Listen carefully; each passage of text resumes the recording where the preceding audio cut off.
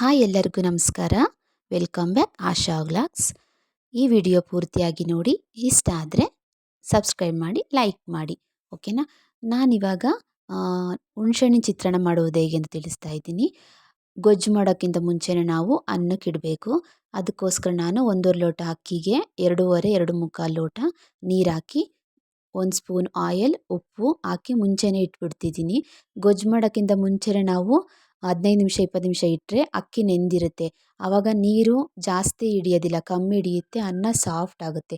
ನೀವೊಂದ್ಸಲ try ಮಾಡಿ ನೋಡಿ, ಬೇಕಾದ್ರೆ ಈ ಥರ ಚೆನ್ನಾಗಿರುತ್ತೆ ನೋಡಿ. 1.5 ಲೋಟ ಅಕ್ಕಿಗೆ ಎಲ್ಲಾದರೂ 3 ಲೋಟ ಹಾಕ್ತಾರೆ, ನಾವು 2.5 ಲೋಟ ಹಾಕಿದ್ರೆ ಸಾಕು. ಅನ್ನ ಉಡಿ ಉಡಿ ಆಗುತ್ತೆ, ಸಾಫ್ಟ್ ಆಗುತ್ತೆ, ಓಕೆನಾ. ಅದನ್ನು ಸೈಡಲ್ಲಿ ಇಟ್ಕೊಳೋದ. ನಾವು ಇವಾಗ ಚಿತ್ರಾನ್ನ ಕಾಂಬಿನೇಷನಿಗೆ ಪಕೋಡ ಮಾಡ್ತಾಯಿದ್ದೀನಿ. ಈರುಳ್ಳಿ ಪಕೋಡ. ಈರುಳ್ಳಿ ಸಣ್ಣ ಕುತ್ರಿಸ್ಕೊಳ್ಳಿ, ಕೊತ್ತಂಬರಿ ಸೊಪ್ಪು ಮತ್ತು ಕಡಲೆ ಹಿಟ್ಟು, ಸ್ವಲ್ಪ ಅಕ್ಕಿ ಹಿಟ್ಟು, ಒಂದು ಸ್ಪೂನು ಚಪಾತಿ ಹಿಟ್ಟು, 1 ಸ್ಪೂನು ಕಾರ್ನ್ಫ್ಲೋರು. ನೀವು ಈ ಥರ ಹಾಕಿ ಚೆನ್ನಾಗಿರುತ್ತೆ, ಓಕೆನಾ. ಉಪ್ಪು ಮತ್ತು ಸ್ವಲ್ಪ ಸೋಡಾ. ಪಕೋಡಗೆಲ್ಲ ಸ್ವಲ್ಪನೇ ಹಾಕಿದ್ರೆ ಸಾಕು ಸೋಡಾ, ಜಾಸ್ತಿ ಹಾಕೋ ಅವಶ್ಯಕತೆ ಇಲ್ಲ ನೋಡಿ. ಅಜ್ವೈನು ಮತ್ತು ಖಾರದ ಪುಡಿ ನೋಡಿ, ಈ ಥರ ಹಾಕ್ಕೊಳ್ಳಿ. ಹಾಕೊಂಡ್ಬಿಟ್ಟು ಕೈಯಲ್ಲೇ ಮಿಕ್ಸ್ ಮಾಡಬೇಕು. ಫಸ್ಟ್ ಯಾವಾಗಲೂ ಈರುಳ್ಳಿಲಿ ನೀರಿರುತ್ತೆ, ನೀರಿನ ಅಂಶ ಇರುತ್ತೆ.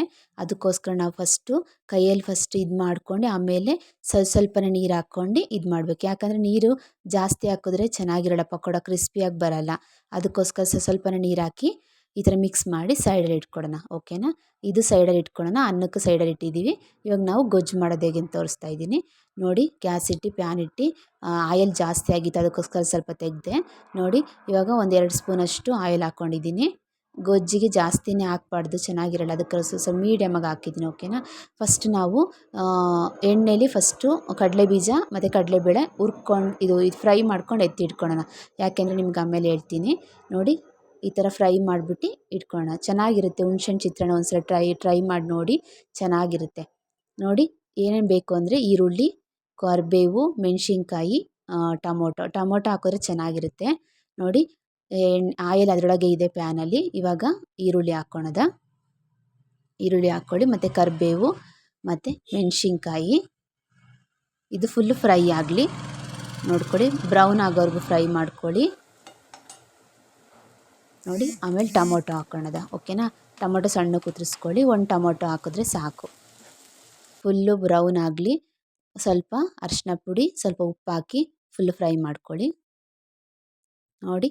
1 ನಿಂಬೆಹಣ್ಣು ಗಾತ್ರದ ಹುಣಸೆಹಣ್ಣು ಫಸ್ಟೇ ನೆನೆಹಾಕ್ಕೊಂಡಿರಿ. ಇವಾಗ ಅದನ್ನೆಲ್ಲ ಇದು ಮಾಡಿ ಹಾಕಿ ಇದು ನೀರು ಥರದ್ದು ಹಾಕಿ ಹುಣಸೆಹಣ್ಣು ಅದನ್ನೆಲ್ಲ ತೆಗ್ದು ನೋಡಿ. ಹುಣಸೆಹಣ್ಣೆಲ್ಲ ಹಾಕಾದ್ಮೇಲೆ ಕಾಯಿ ತುರಿ ಹಾಕಿ. ಸ್ಕಿಪ್ ಮಾಡ್ಬೋದು, ನೀವು ಬೇಕು ಅಂದರೆ ಕಾಯಿ ತುರಿ ಹಾಕಿ, ಇಲ್ಲಾಂದರೆ ಸ್ಕಿಪ್ ಮಾಡಿ, ಓಕೆನಾ. ನಾನು ಕಾಯಿ ತುರಿ ಹಾಕಿದ್ರೆ ಚೆನ್ನಾಗಿರುತ್ತೆ ನೋಡಿ. ಅದು ಗೊಜ್ಜಾಗಿದೆ, ಸೈಡಲ್ಲಿ ಇಟ್ಕೊಂಡಿದ್ದೀನಿ. ಇವಾಗ ಅನ್ನ ನೋಡಿ, ವಿಸಿಲ್ ಬಂದಿದೆ, ಎಷ್ಟು ಚೆನ್ನಾಗಿ ಉದುರಾಗಿದೆ ಅನ್ನ ನೋಡಿ. ಗೊಜ್ಜು ಹಾಕ್ಕೊಂಡು ಕಲಿಸ್ಕೊಳ್ಳಿ, ಓಕೆನಾ. ನೋಡಿ, ಫಸ್ಟು ಗೊಜ್ಜು ಹಾಕೊಂಡು ಕಲಿಸ್ಕೊಂಡಾದ್ಮೇಲೆ ನಾವು ಕಡಲೆಬೀಜ ಎತ್ತಿ ಇಟ್ಕೊಂಡಿದ್ವಲ್ಲ, ಕಡಲೆಬೀಜ ಕಡಲೆಬೇಳೆ ಅದನ್ನು ಹಾಕ್ಕೋಬೇಕು. ಯಾಕೆಂದರೆ ಬಾಯಿಗೆ ಕ್ರಿಸ್ಪಿಯಾಗಿ ಸಿರುತ್ತೆ, ಕರುಮ್ ಥರ ಇರುತ್ತೆ, ಅದಕ್ಕೋಸ್ಕರ. ನಿಮಗೆ ಬೇಕು ಅಂದರೆ ಗೊಜ್ಜಲ್ಲೇ ಹಾಕ್ಕೋಬೋದು ಕಡಲೆಬೀಜ ಕಡಲೆಬೇಳೆ. ನಾನು ಸಪ್ರೇಟಾಗಿ ಎತ್ತಿ ಇಟ್ಕೊಂಡು ಹಾಕ್ಕೊಂಡಿದ್ದೀನಿ. ನೀವು ಆಮೇಲೆ ಕೊತ್ತಂಬರಿ ಹಾಕ್ಕೊಳ್ಳಿ, ಚೆನ್ನಾಗಿರುತ್ತೆ. ಈ ಥರ ಮಾಡ್ಕೊಂಡು ನೋಡಿ ಒಂದ್ಸಲ ನೀವು. ಟೇಸ್ಟಿಯಾಗಿ ಖಾರ ಹುಳಿ ಆಗಿರುತ್ತೆ ಚಿತ್ರಾನ್ನ. ನೀವು ಬೇಕಂದರೆ ಮೆಣಸಿನ್ಕಾಯಿ ಹುಣಸೆಹಣ್ಣೆಲ್ಲ ಜಾಸ್ತಿ ಹಾಕ್ಕೋಬೋದು ನೋಡಿ. ಚಿತ್ರಾನ್ನ ಕಾಂಬಿನೇಷನ್ ಇವಾಗ ನಾನು ಪಕೋಡ ಮಾಡ್ತಾಯಿದ್ದೀನಿ. ಅದಕ್ಕೆ ಪ್ಯಾನ್ ಇಟ್ಟು ಎಣ್ಣೆ ಬಿಸಿ ಆದಮೇಲೆ ನಾನು ಪಕೋಡ ಹಾಕ್ತಾಯಿದ್ದೀನಿ ನೋಡಿ.